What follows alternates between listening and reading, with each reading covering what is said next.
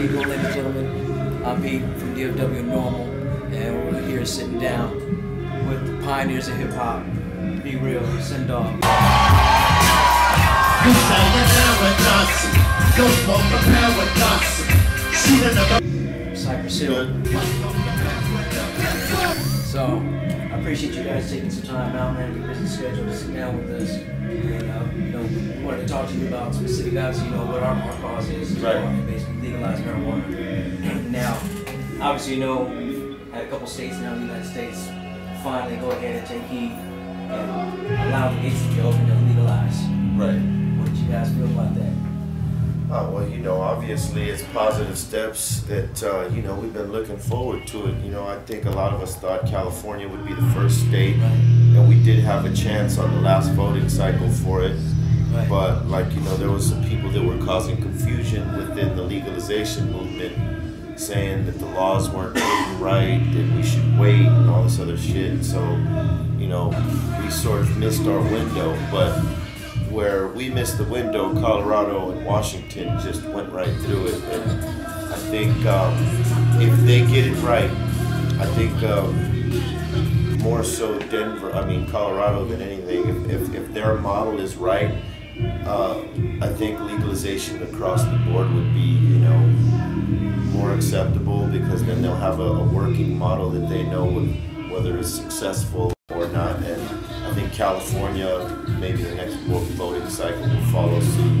We'll have legal recreational use. But what I liked about it was that they didn't take away or discontinue the medical marijuana part of the legislation. They still have that there. So there's a distinction. If you're a medical user, you can grow your own marijuana.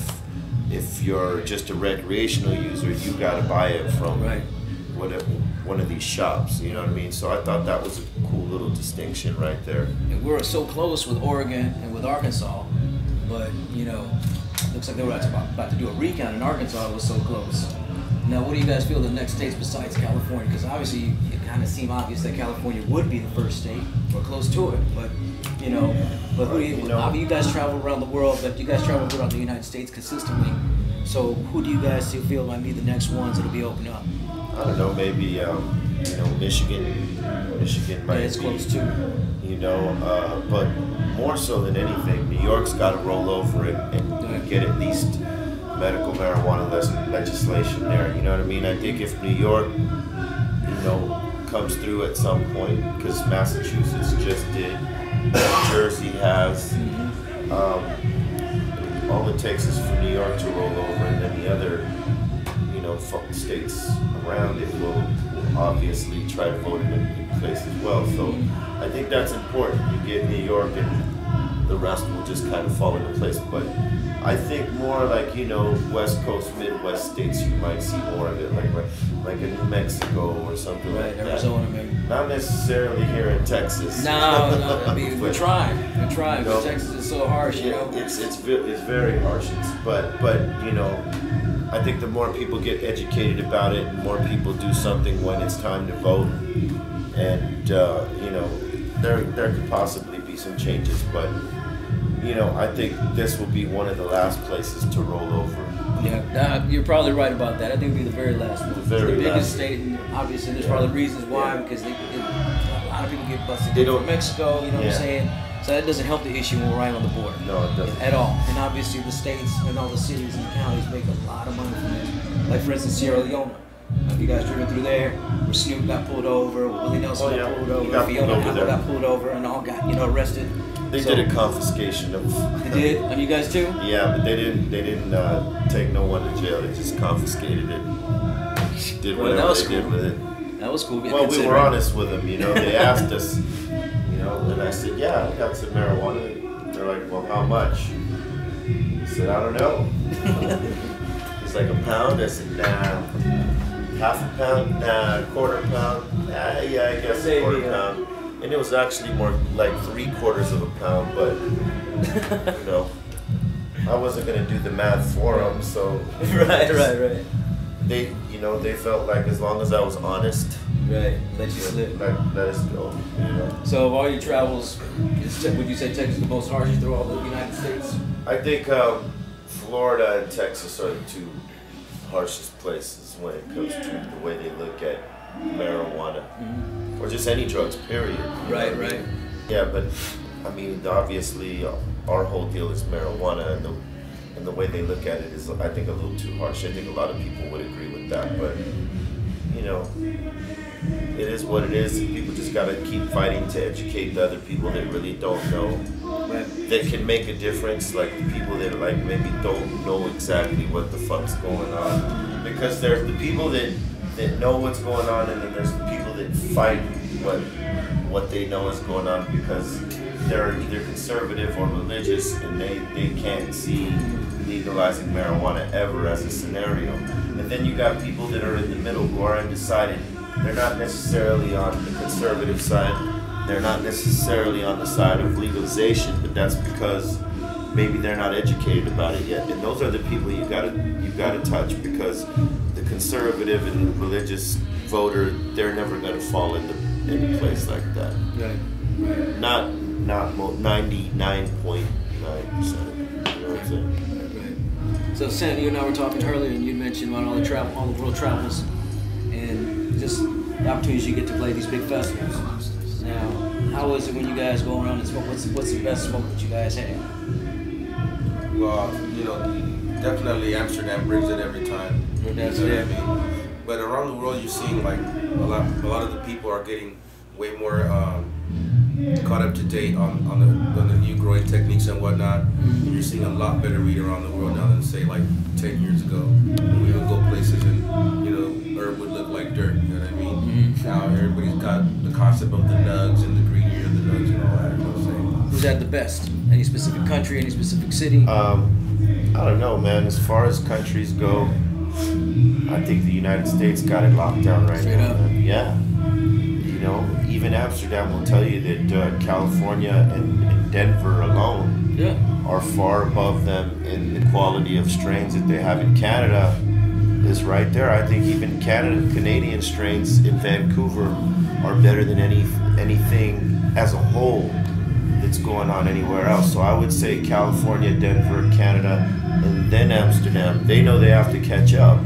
I mean, they're starting to catch up, but you know, it's like they have the science down, but I think our growers are, you know, they're different. It's not necessarily more for commercialized type of shit, you know, like in Amsterdam, your growers, there's some really good growers out there. They grow great strains, but most of them just want to put their shit in the shops and, you know, get the money real Just quick. sell it real quick, yeah. You know what I'm saying? And there's not, you know, not a whole lot of love behind it. You know what I mean? Whereas, Just offer the profit. yeah, It's not for whereas the here in passion. the States, there's guys that are passionate about it. They don't care if it's going to get into a shop or if it's going to get into a collective or whatever. They know it's going to go, but they know that their name is on it, and they know that they want to do something distinct, different than the other grower. You know, obviously in the States, there's a lot of opportunistic motherfuckers to put out bullshit, but you know, I would say out of the best strains that I've had all over the world is definitely, you know, those places right there in Bulgaria. Yeah, Bulgaria. Yeah, of all fucking places. Bulgaria. Eastern Europe had some good fucking weed over there. France, the south of France, they had some bomb shit over there. I mean, you even see collectives in Madrid now. That's what's so fucking cool, man. Is that you're now seeing medical marijuana touch base down there because their economy's so fucked up. They're at least open-minded to see what might help them from going down the fucking drain. And I think they know that marijuana is a cash crop in any country. Right. You know what I'm saying? So they implemented it over there. Now you got collectives. People are getting good strains over there now. You know, it's incredible. And you know what? Anywhere in South America. Yeah, I was about to say, pretty even much. Peru, their weed was pretty fucked up. Yeah, anyway, pretty much anywhere in South America, they need to step the weed game up over there. But given their economies don't allow you to get these elaborate systems, that Oh, we right, have, right. So they're stuck you in know, the they're dirt just like going that. for broke. It's like, you know, primitive shit. But at least, you know, they're doing what they do, and they're trying to live, you know, step up little by little. It's just, you know, with the economy being the way that it is, you know, they ain't tapping into no fucking electricity and they can't pay for it, so it's like it's makeshift shit, you know. So that being said, it's hard finding good weed in South America. Damn, that's crazy. That's great.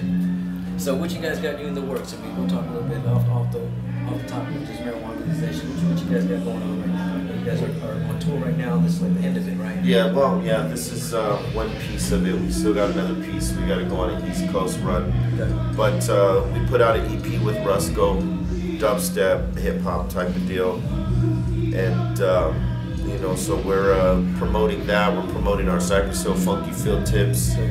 We're promoting our live stream site, BeReal.tv, where it's kind of like radio, but you know, it's a live stream. Oh, you subscribe to it? Yeah, there you go. Yeah, everybody should. Yeah, most definitely. But the most important thing is, you know, after we're done with all the road work that we have lined up in front of us, we're gonna go back in the studio with DJ Muggs and start working on the next full-length album. We're gonna get more active musically than we've been. You know, we took a 6-year hiatus and then put out Rise Up and then, you know, put out this dubstep thing. So we're just gonna continue to keep active, you know, with the shows and putting out new music and, you know, just putting out shit for the fans, man, just reconnecting. That's what it's about. Well, you know, on a personal note, I gotta say I have to thank you in person for being a soundtrack to my life. I mean, from the early hits when you guys came out in the 90s, you know what I'm saying? I mean, classic, iconic hits that you guys just put out. And, you know, I don't know if you guys realize what you guys were gonna do when you guys were doing your music, how much people you're gonna touch. But you guys have touched people worldwide, and that's not a lot of hip hop artists have done that. Been blessed to be in the game as long as you guys have had, and that's just, man, you guys deserve all the credit that you guys got. I mean, period. So, you know, we appreciate you. I mean, you guys have always been activists and always been proud of, you know, of marijuana, period, and have been supporting that and the cause and the movement for so long.